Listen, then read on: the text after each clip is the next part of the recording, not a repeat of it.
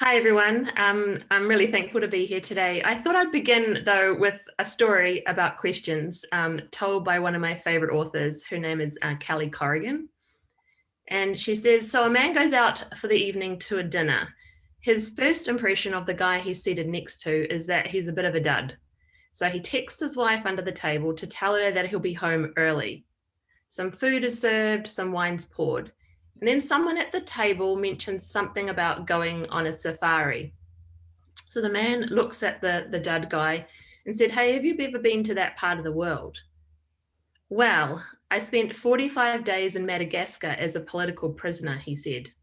The man leaned in. A bunch of questions later, it turned out the guy nearly starved to death. And when he was rescued, he weighed less than 50 kilos. Have you ever heard a story like that? And he almost missed it. Kelly Corrigan says that everyone everywhere has stories to teach you. So if you want to have a great life, ask questions. So asking questions is at the core of CensusAtSchool project, asking questions and nurturing a love for statistics through asking interesting questions that are really relevant to young people growing up in Aotearoa today.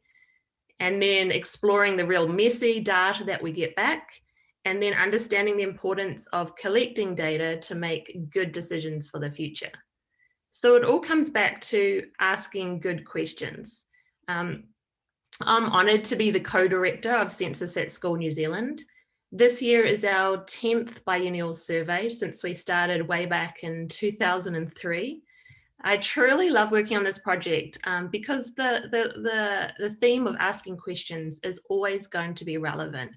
So I'm always excited by the possibilities that the project brings, even as it evolves over time. So when we first started back in 2003, it was really hard to get access for teachers to a room of computers for students to take part in. You'd have to book it for weeks in advance, and it was quite a stressful scenario. But these days, that part is not really an issue for most times. There's still tech issues, but students are bringing in their Chromebooks and there's iPads and BYOD and so forth common in the class. So every 2 years, though, we get together to, as a team behind CensusAtSchool and plan out the next questionnaire. And today I want to take you behind the scenes so that you can get a better sense of how we put one of these together. And as I was preparing this talk for you today, I started listing out all the criteria that we use. And I was actually really surprised at how many we have. So it's quite defined as to what kind of questions we will and won't ask in CensusAtSchool and why. And I actually came up with a list of 12 of them. So I want to take you through those 12 in order and just expand on them a little bit. So hopefully it gives you a better understanding as to why we've asked certain questions and why we haven't asked other ones. First and foremost, though, as I've already mentioned, there has to be really relevant and interesting to students, and also unique data that's not found anywhere else, really. So when we think about a new question, thinking about this criteria, we're going to ask something like, do you think kids really want to know this? And we might critique a question by saying, well, actually, I think this is something that teachers or parents want to know rather than the students themselves. So that's the first criteria. The second one is we want data that you can use in the classroom.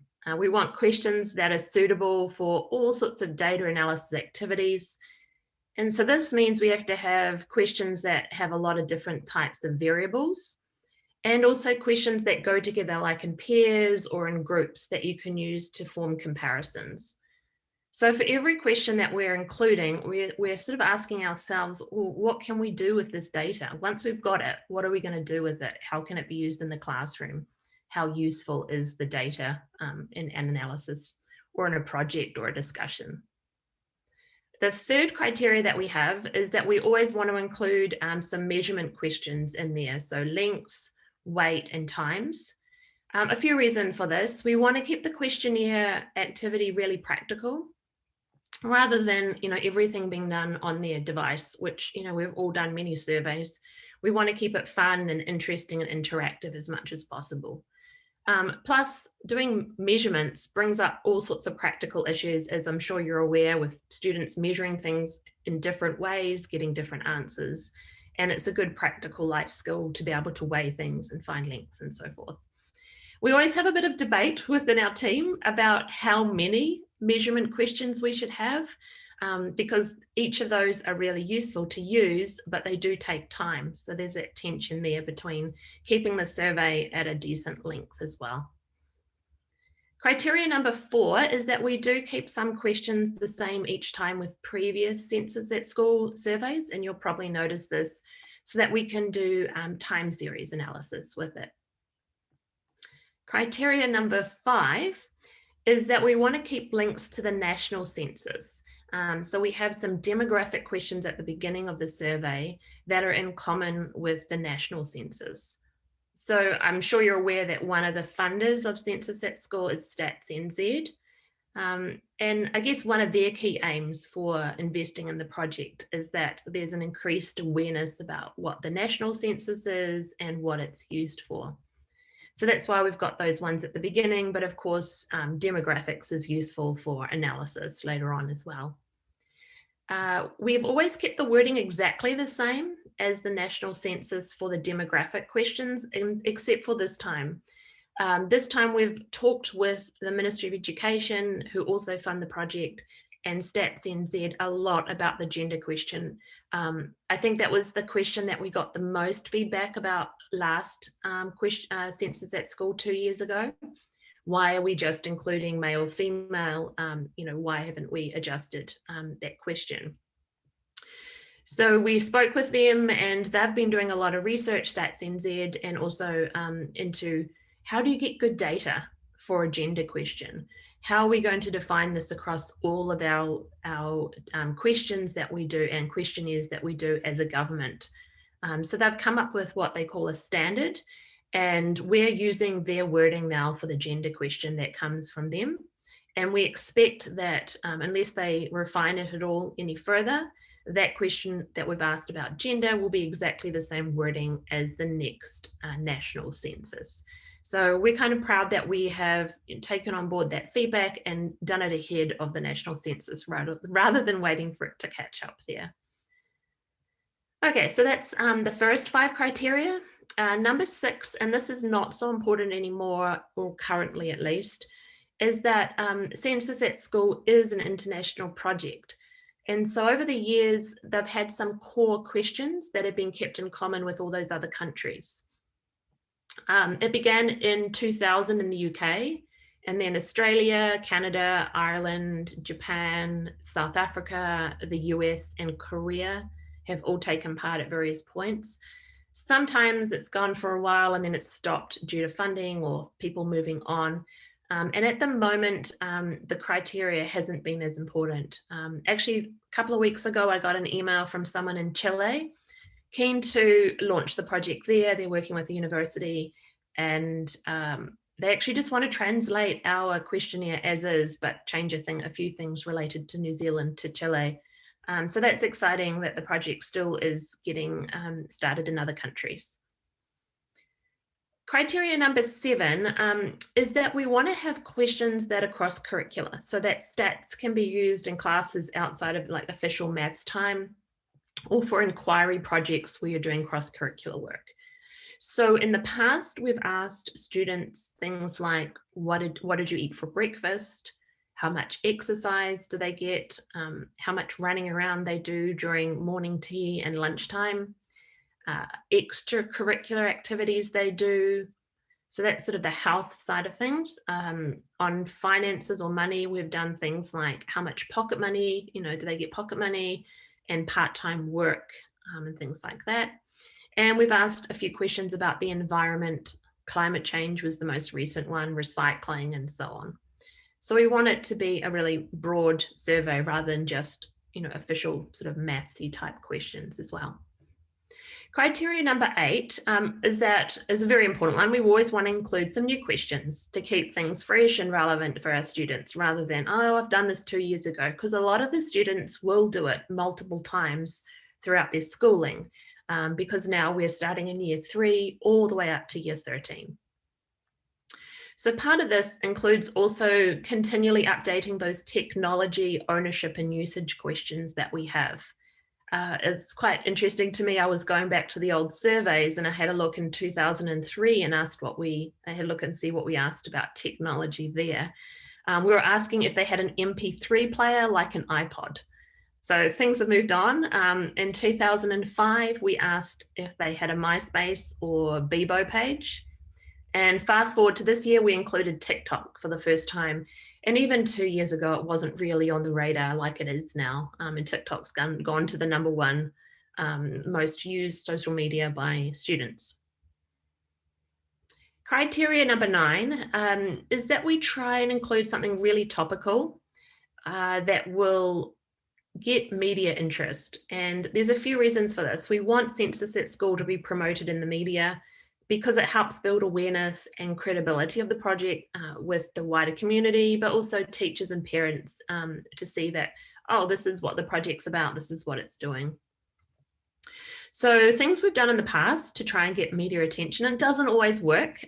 This has included students predicting who they thought would win the Rugby World Cup, what types of allergies they have, whether they get pocket money, whether their screen time is monitored, if they've got a limit to their screen time. We also asked last time about their opinion on climate change. And I think that one was unfortunate timing because there was that big parade, protest march that the students were doing about climate change, which happened to be when the data came out. But unfortunately, it was all pushed aside because of the Christchurch shootings. So sometimes, as much as you really think you can get the attention, the media will switch to something else that's going on at that time. We've also looked at bullying, and that got quite a bit of attention. So over the years, you may have seen my face on TV, or I've also done interviews on radio with newspapers. I was live on TV with Mike Hosking at 7 o'clock talking about pocket money once. Once I was on morning TV with Duncan Garner in the studio.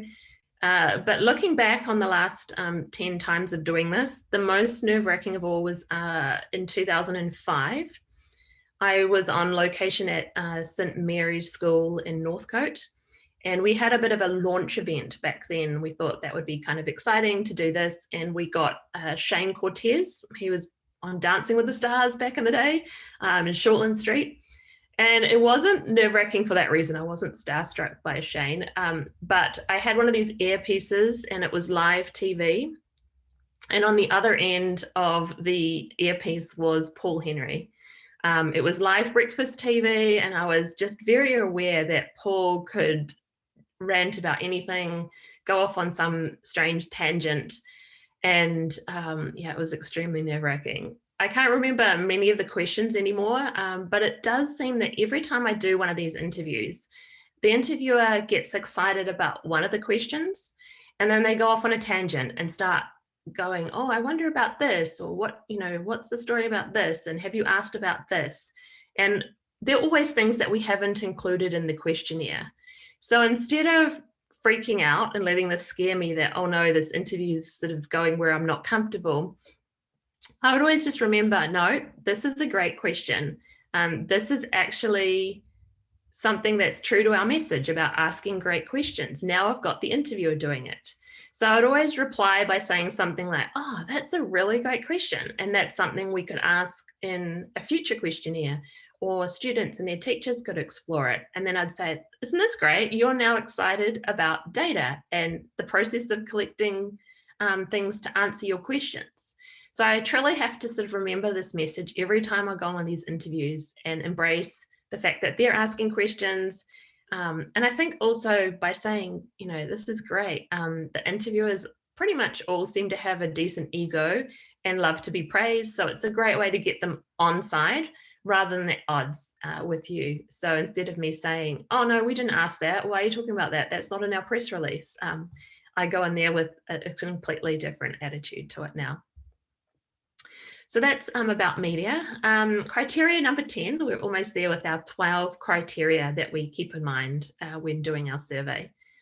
We want the questions to be future-proofed as much as possible. When we first started doing Census at School, we just ran it around Maths Week. Then we expanded it out because a lot of teachers said, this is good, but we don't do stats during Maths Week. So then we did it 6 weeks, and then we did it a term, and then we listened and we decided we'll do it in a rolling 2-year period. So we'll promote it a lot when it launches, and ideally we get the most people doing it straight away. But we give you the flexibility to take part over a 2-year period whenever it suits you. And so we need to think about, well, if we launch it now, will the question be relevant and still work at the end of next year? So when we did the Rugby World Cup question, we had to actually remove that from the survey after the finals and the results were found, so because it was no longer relevant. And it's a little hard to predict, like we couldn't predict with the Christchurch shootings, and we didn't predict with the pandemic, but thankfully for Census at School's work, it wasn't run last year, it was just the continuation of the 2019 survey carrying on. Criteria number 11, this is something that we're always conscious of, is that the questions need to be easily understood by the students. So we need the vocabulary to not be too complicated, and we need the wording and not to be too long either. So sometimes we add in an explanation to help clarify what a question means. The problem is there's sort of this tension then. It becomes more time consuming for the students to read by having these explanations there. So over explaining can help, but it also can harm it. So this time, one of the things we have done, especially for our younger readers, is you'll see the audio button, so they can click that and the question is read out to them, which can help for the students that are a little slower at reading the questions. And finally, but certainly not least, we're very sensitive to what we're asking of our students.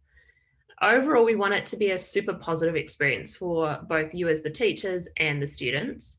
And it's completely voluntary. So we don't want people saying, no, I don't want to do it in general because I don't like what they're asking of me. So this means we're not going to ever ask anything that's going to reflect poorly on you, the teachers. We're not going to say, you know, how much do you like your maths teacher or your teacher? How good a job are they doing? We're not going to ask anything like that that's going to make you think, gosh, why did I take part in this? We're never going to ask them about anything to do with their weight. So we're never going to weigh students or include any body measurements like waist or even neck size that can indicate their build and their weight. We're not going to ask students if they've done anything illegal, but we don't also want to stay completely away from interesting topics because students want to know things that are interesting. So we have to be a little creative with how we approach the topics.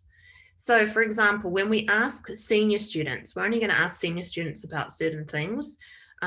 So for example, drugs, we've asked in the past, and this time we've asked their opinion on the legal age. So we're not saying, are you drinking alcohol illegally? We're just saying, what do you think the legal age should be? In the past, we've asked things like, do you think it's acceptable for others to do this at a particular age? Or do you think your parents think it's okay for kids your age to do this, not whether they've actually done it themselves? As I said before, we ask about gender, but we won't ask about sexuality or their sexual behaviors. I think even we've got students from year 3 up, but even the senior students, I think that's far too intrusive to talk about that with them. A sort of a side one, which can be a little bit tricky, is we also don't want to do anything too political, especially something that's like a current policy agenda by a specific political party. So even if it's topical and interesting, we have to sort of be careful that we don't want parents or teachers thinking we're indoctrinating them with certain political beliefs or party agendas and things. A good example of this is we wondered about this time asking for their preferred name for New Zealand, whether it would be Aotearoa or a combination of the two and so forth. But because it's actually a specific policy being pushed at the time we were looking at, I think it was being pushed by the Māori Party, we thought, no, this is too political an issue at the moment, even though it would be a great question to ask. And so because of this, all these concerns about privacy and everything, we've added in a lot of features. And I know that this can be a little frustrating for you as teachers, not getting it all back together like in the past. We've talked about the reasons why we're doing it like that in the teacher's guide. And also within the survey itself, the students will see what's going into the national database, what's going back to your teacher. A lot of it is to protect their privacy about their gender.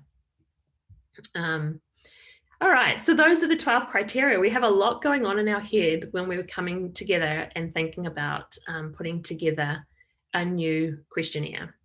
So we use Google Docs to work together as a team. And first of all, we just copy in the previous questionnaire.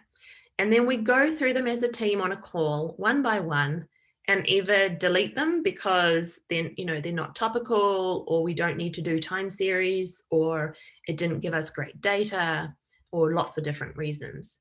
Or we edit them as needed. And then we add in the new questions and do a lot of debating internally. I think our comments, if you're an outsider, can look at them and think, oh, they're pretty blunt and picky, but that's actually what is needed here to refine the questions. We need lots of eyes, lots of fresh thinking to be able to nut out any potential issues with the question. Having only one person on it, you're not going to pick up all the weird things you never thought of. For example, we've asked a question about watches this time. Do you wear a watch? And what type of watch do you wear? Smartphone or digital, analog, or a combination? And one of the members on our team said, yeah, but what if you wear two watches? And I was like, what? And this person wears two watches regularly, one on each wrist, and I think they have a different function. It's not something that I thought was an issue, but having fresh eyes and different people thinking about a question, you learn lots about people and people's behavior that is just outside of what you do yourself. So we ask questions about the questions. So something about COVID. This year we wanted to ask a question that was topical about COVID. So at the end of last year, we sent out an email to all our teachers and said we were planning on having a question and asked for your feedback and ideas. And then we asked all of our team as well for ideas. And there were lots of ideas that were brought up with, but they were all scrubbed for various reasons. And I want to talk you through a few of them. And you can see these are the kind of questions that are interesting, but don't make the cut. So the first one was to count how many internet connected devices you have in your house now, and how many did you have at the start of 2020? So we liked this question because it's kind of, I guess, building on the fact that COVID has probably had an impact on has had an impact on how we do our work and how we do our schoolwork and our teaching and learning. So we wondered if there was a big jump in the number of internet connected devices in households. Then we thought a little bit more we thought, well, could I remember how many internet connected devices I had in my house at the start of 2020? Some of them, sometimes things die and you replace them and it's nothing to do with COVID. And when did I actually get this? And will kids actually know that? Can you even answer this question today? How many internet connected devices you have in your household today? And then you start thinking, am I counting my watch? And some people, not in my house, but some people have internet connected fridges and washing machines and light bulbs. How does this work? So then do we have to have a long list of things we're interested in? And then it also is related to the number of people in your household at both points in time too. So it just started to get too hard and too much work, and what kind of quality data would we get back? So that one got scrubbed. Another one that was brought up was, what's the best thing for you about lockdowns and what was the hardest thing for you about lockdowns? And I think these would give great qualitative data back and be good for classroom discussions, but it would be really hard to quickly summarize for a press release. And we'd have to go through manually and categorize them, and there'd be a lot of decision making there. And it would also be hard for a classroom investigation doing the same work on a smaller scale. And then we were thinking, but yeah, what about which lockdown? Especially if we were to have more lockdowns this year, which we weren't to know, when we were planning it, and yes, we did have some, but it was before CensusAtSchool started. So it could really impact, sometimes each lockdown could have its best and hardest thing that were quite different, especially if a lockdown was during an exam period. So this one also got scrubbed. Someone else came to us and said, well, what about how many COVID tests you have had? And I think this is great, interesting question, but it is actually being collected by someone else. The Ministry of Health has that data, so you can obtain it that way. So remember, our first criteria was interesting, relevant, but also unique data. And I saw an article in the news the other day talking about, I think the media had asked the Ministry of Health how many people had, what were the most number of tests, and someone had 106 COVID tests, obviously as part of their work testing requirements. Another option someone said was, what about how many people are in your bubble? And we thought, well, bubble sizes change over time, and some levels you could combine bubbles together. And then I think bubble was, we kind of think everyone understands what it means, but does every kid, especially some of the younger students, really understand what it meant? And then do we have to explain what a bubble is? So is it really just asking them how many people live in your house? So in the end, we decided to scrub that one as well. Okay, so one more that was rejected, and I'll talk about the one that we accepted. So another one that came up that was asked in a few different ways, but this is one of them, was when you're offered the COVID vaccine, the best descriptor of your feelings about getting the vaccine are great, okay, unsure, hesitant, not going to have one. This one was a quick no, but for lots of reasons, and we wanted to spell them out, so we had thought them through properly. So first of all, vaccines in New Zealand for COVID are only for people 16 and over. So this wasn't going to work unless they were senior students. However, I know that in the North America, it's now 12 plus has been approved. So we don't know when that will happen in New Zealand, or if it will happen, especially by the end of next year. So the vaccine approvals are going to change over time. It makes it a little tricky. Secondly, there are plenty other surveys being done, at least about adults' opinions on the vaccine, by the Ministry of Health and the media themselves. And they're already seeing that the opinions are shifting quite a lot over time. There's more acceptability now than there was 6 months ago. So I think that will also change and make it tricky for our 2-year survey. So we think that the question probably won't be relevant by the end of 2022. And it can generate an awful lot of strong feelings and concerns about privacy. So we didn't feel comfortable asking anything about vaccines. And I think parents probably wouldn't feel comfortable if we were asking people in their care about vaccines as well. So we were like, what are we going to do? So we decided to focus the question on something unique to education. So the first version was, how do you feel about remote learning at home? Then we were like thinking, well, do students all know what remote learning means? The teachers understand these phrases like distance learning, online learning, and so forth, but do students? And also, I think some students were using info packs each time. So they weren't online. They weren't, they were just, using packs that they collected from the school. So then we thought, well, I think learning at home was a good phrase, as it's really easily understood versus learning in school. We also needed to include the word lockdown in there. So it's talking about specifically learning at home during lockdown.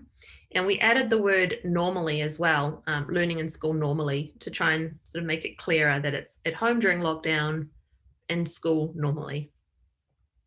And it was nice having this comparison with a 5-point scale to see how strongly they felt.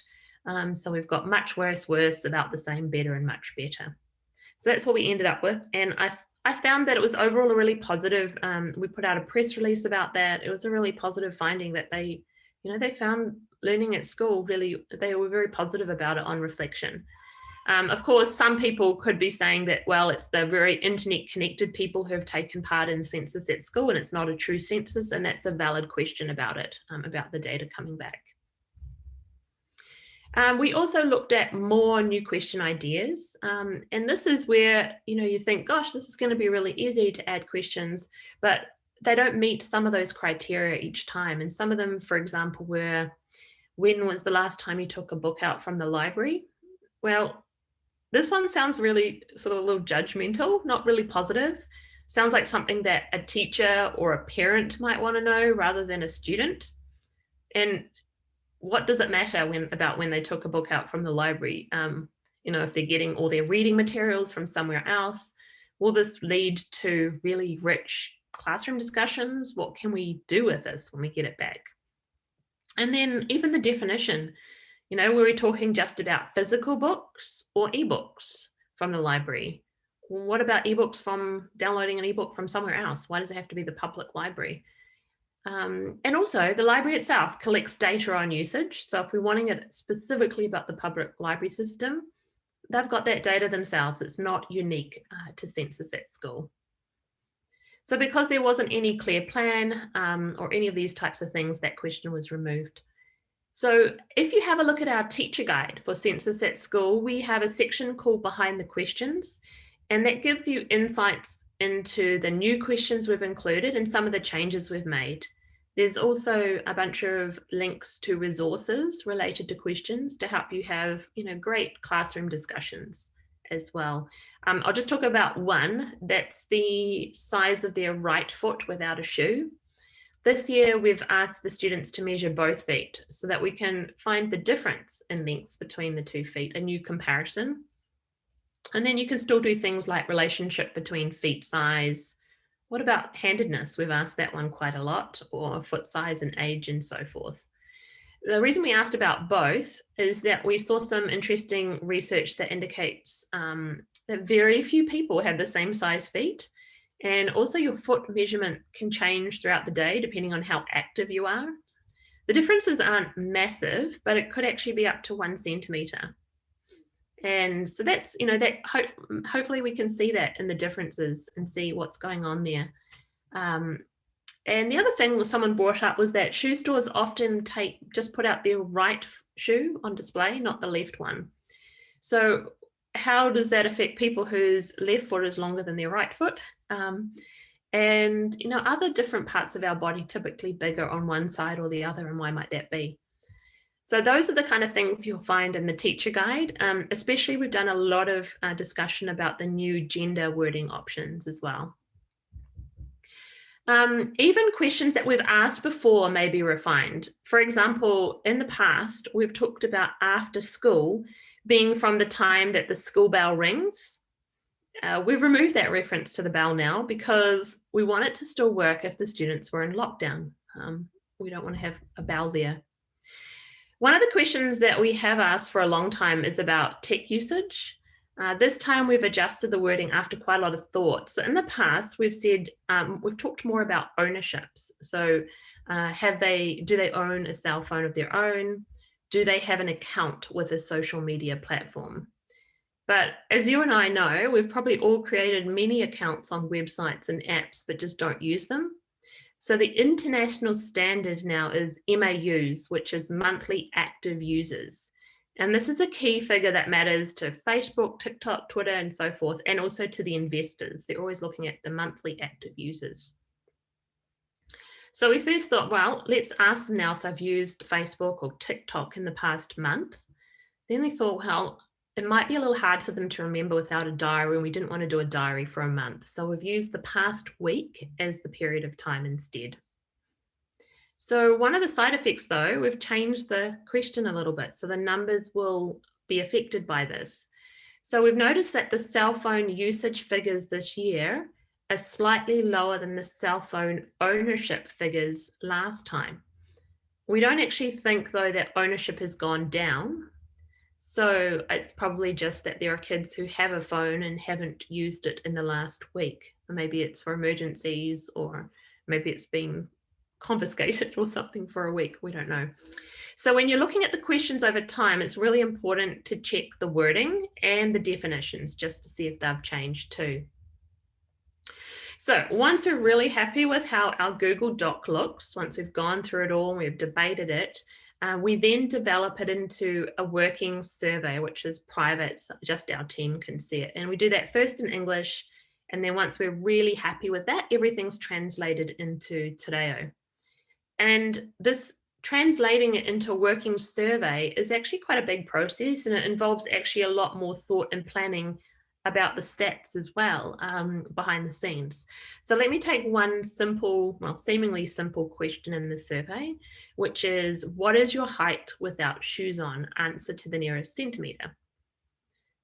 Okay, so sounds easy. Well, there's obviously measurement, practical things, but once we're typing it into the box, surely it should be simple. Just type the number in and hit submit. But behind the scenes, we're actually running quite a lot of checks when they press submit for their entire survey. There's this concept of in websites and in apps of something being frictionless.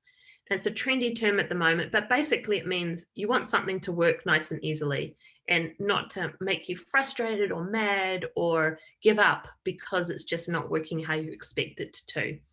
So obviously, if they leave it blank, we're going to give them an error message back, but we try and avoid error messages and try and do as much work on our part as what we can do to fix the problem. So if it's blank, they'll get a message back, please complete this question. But if they put in cm, centimeters, at the end of their answer, we just remove that for them. We clean it up behind the scenes rather than complaining that they've entered letters into that box there. You'll be surprised still, a lot of kids will still type in things like 1.43 or 1M43 or 1M43cm or some other variation. We take care of that automatically and change those all into 143. So we're not going to be, even though they're not following instructions, we want the data. We don't want it to be a frustrating experience. And we'll remove any decimal places that are left after all of that because it's to the nearest centimeter. And then once that's all done, we just check, is there only numbers in there? So if they literally have written in something like hello or something like that, they will see a message back saying, please enter a whole number only. And finally, we're going to check that the number that's left over after all of that is between 80 and 220. Students will get a message back saying, please enter a larger or smaller number, depending on which end they're at. But we don't actually say, please enter a number between 80 and 220. We never mention that. And you won't see it in the teacher's guide. You won't see it anywhere else. The reason is we don't want people we're trying to prevent people from intentionally changing their answer to the most acceptable silly answer, if you know what I mean. So we're not going to reveal that, but that's what we're doing behind the scenes. So how do we choose 80 and 220? We don't want to provide too strict a range of answers because 80 and 220 aren't very likely at all. But handling outliers and real messy data is an important part of statistics. We just don't want people putting in 1 million or 0 and being silly in that way. So that's just for height. Some of the answers require a little bit more manual work. So that one's all done auto for us. The hardest is when students fill in a blank box because we want to clean it a little bit, and I'll show you that shortly, before giving it back in the random sampler. It's not cleaned at all before it goes back to you and your class data. We hope that you would clean anything inappropriate or shouldn't be given back to students before giving it back. So where possible, we try and avoid the fill in the blank boxes. So this time we've got a question about what's your favorite animated movie? And it looks like a fill in the blank box, but it's using an autocomplete. And we've pulled, thanks to the joys of Wikipedia, all of the names of the favorite animated movies of all time. And that's all pre-entered into the back end of our survey. And so this way we don't have to deal with all the different spellings and variations and can quickly give back those top 10 lists without any cleaning at all. So things like ethnicity or gender, though, they can enter something under a box called other, and we do need to clean it to match a list of ethnicities. We do normally have a couple of long form answers. This time we've got things like their greatest hope and fears. And that's great for classroom discussions. And I'm going to show you a little bit, I'm just going to turn on my screen sharing, a little bit of the cleaning behind the scenes here of what we do.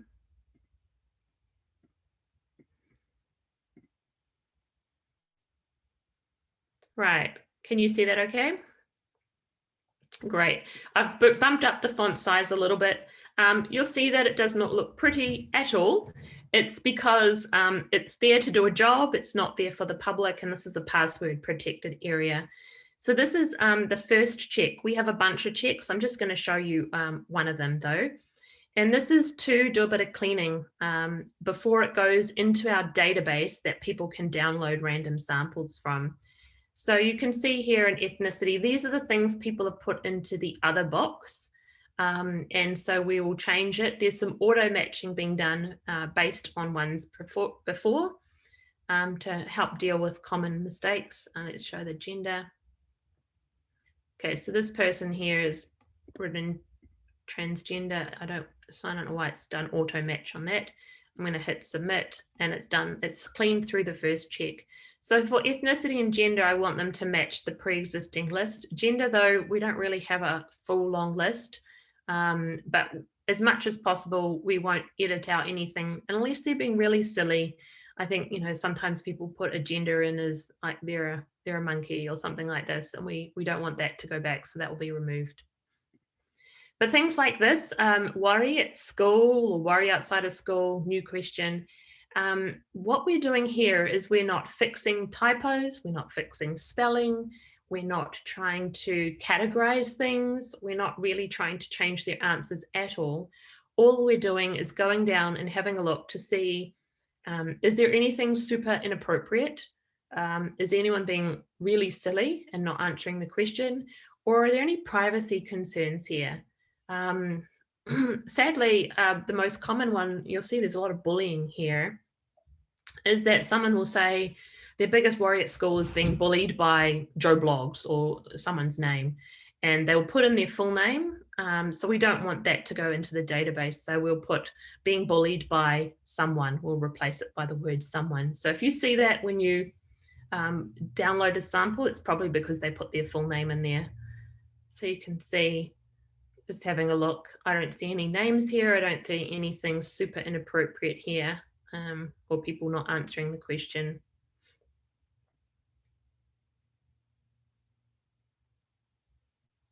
So once I go through all those, that's the first cleaning check there.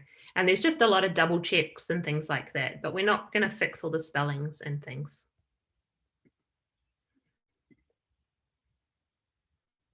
So going back to asking questions, my first report card at school when I started said, this was the comment for me at the end of the year, Rachel asked too many questions. She should be quiet and let others have a turn. This was in the 80s, so I think things have moved along well past those kind of comments. But for 1 year, I took that teacher's advice to heart, and I was just so subdued. I was just really quiet. A few people asked, is something wrong with her? And then something shifted. I got an amazing teacher the following year, and I began to raise my hand again in class. I just had too many things floating around in my head. That's how I learn. I love the fact that asking questions forces us to slow down, to pay attention, to be present with the people around us, and to be curious. I think that's a big part of Census at School and why I like it. There's just so many fascinating stories to be heard and things to learn from people we're with. Even just looking at those greatest worry at school is just a real insight. One of them is, you know, not having enough food. You know, it's just a real insight into someone's life. In the past, we've asked the teachers to submit their ideas and their students' ideas for future questions for Census at School. It was less formal and just more informal. We were just asking people. But this year we decided for the first time, we would specifically have a question in this survey at the very end. If you could ask students throughout New Zealand one more question in the survey, what would it be? And these questions we're going to use to help guide us in the future development of Census at School questionnaires. Let me just show you a couple for a moment. Share my screen here. We haven't yet done any classification of these at all.